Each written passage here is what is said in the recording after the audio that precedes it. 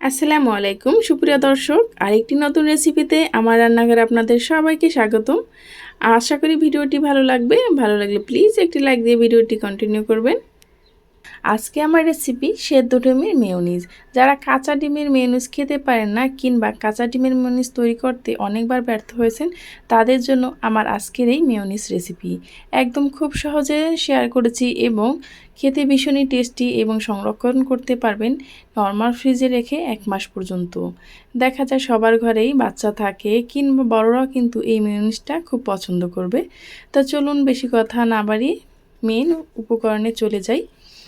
এখানে আমি নিয়ে নিচ্ছি 2টো সিদ্ধ ডিম, আর এই ডিম দুটোকে ভালোভাবে আমি খোসা ছাড়িয়ে নিচ্ছি।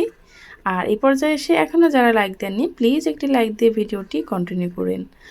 এইভাবে আমি ডিম দুটোকে ভালোভাবে পরিষ্কার করে নিয়েছি। এখন একটি ব্লেন্ডার জার নিয়ে নিলাম, আর ব্লেন্ডার জারে দিয়ে দিচ্ছি 2টা ডিম।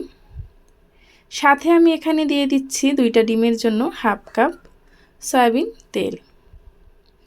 তেলটা অল্প অল্প করে ব্যবহার করবেন, যদি প্রয়োজন হয় তাহলে কিন্তু দেবেন, সেজন্য আমি অল্প অল্প করেই ব্যবহার করেছি। এখানে দিয়ে দিচ্ছি আমি চিনি। যদি আপনারা চিনিটা বেশি খেতে পছন্দ করেন তাহলে কিন্তু বাড়িয়ে দিতে পারেন কিংবা কম খেলে কমিয়ে দিতে পারেন। দিয়ে দিচ্ছি এখানে 1/3 কাপ গুঁড়া দুধ। এখন আমি এই উপকরণগুলো একটু 10 থেকে 12 সেকেন্ড আমি ব্লেন্ড করে নেব। এটা দেখতে পাচ্ছেন কিভাবে এটা ব্লেন্ড হয়েছে। এ পর্যায়ে এসে আমি এখানে দিয়ে দিচ্ছি আরও 1/3 কাপ চিনি, সাথে দিয়ে দিচ্ছি গোলমরিচের গুঁড়ো। এখন দিয়ে দেব এখানে আমি একটু চা চামচের 1 চামচ ভিনেগার। এই ভিনেগারের বদলে আপনারা কিন্তু লেবুটাও দিতে পারেন, আর চাইলে এখানে 1 কোয়া রসুনও ব্যবহার করতে পারেন, তাহলে কিন্তু এটার টেস্ট আরও ভালো আসবে, একদম রেস্টুরেন্টের মতো। এখন আমি এই উপকরণগুলো আবার একটু ভালোভাবে মিশিয়ে নিচ্ছি। আমি এখানে রসুনটা ব্যবহার করিনি, আপনারা চাইলে ব্যবহার করতে পারেন। আবারও আমি খুব সুন্দরভাবে ঢাকনাটা দিয়ে ব্লেন্ড করে নিয়েছি। দেখতেই পাচ্ছেন খুব সুন্দরভাবে কিন্তু পারফেক্টভাবে আমার মেয়োনিজটা তৈরি হয়ে গেছে। কাঁচা ডিম দিয়ে দেখা যায় অনেক সময় মেয়োনিজ তৈরি করতে গেলে হয় না, কিন্তু এই সেদ্ধ ডিম দিয়ে মেয়োনিজটা তৈরি করলে একদম পারফেক্ট হয়, কোনোভাবেই কিন্তু আপনি ব্যর্থ হবেন না। আর এটা কাচের জারে রেখে আপনি নর্মাল ফ্রিজে রেখে 1 মাস পর্যন্ত খেতে পারবেন। আর কতটা পারফেক্ট হয়েছে সেটা তো দেখেই বোঝা যাচ্ছে।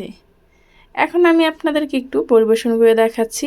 আর এই তো 2টা ডিম দিয়ে কতটা মেয়োনিজ তৈরি হয়ে গেছে দেখতে পাচ্ছেন। এখন আমি কিছুটা ভরে নিচ্ছি একটি কাচের জারে, এটা আমি রেখে দেব নর্মাল ফ্রিজে।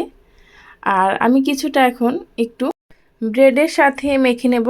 এটা কিন্তু বাচ্চারা খেতে খুবই পছন্দ করে। বাচ্চাদের স্কুলের টিফিনে কিংবা বিকালে নাস্তা এটা কিন্তু ঝটপট দিতে পারেন।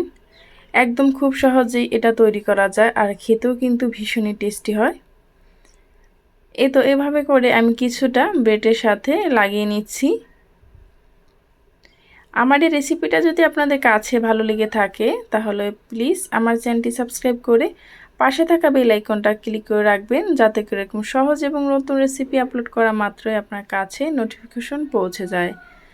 দেখতেই পারছেন মেয়োনিজটা কতটা পারফেক্ট আর থিকনেসটা কত সুন্দর হয়েছে। এই পর্যন্ত যারাই আমার সাথে ছিলেন তাদেরকে জানাই অসংখ্য ধন্যবাদ। পরবর্তী ভিডিও নিয়ে আসা পর্যন্ত সবাই ভালো থাকবেন, সুস্থ থাকবেন। আল্লাহ হাফেজ।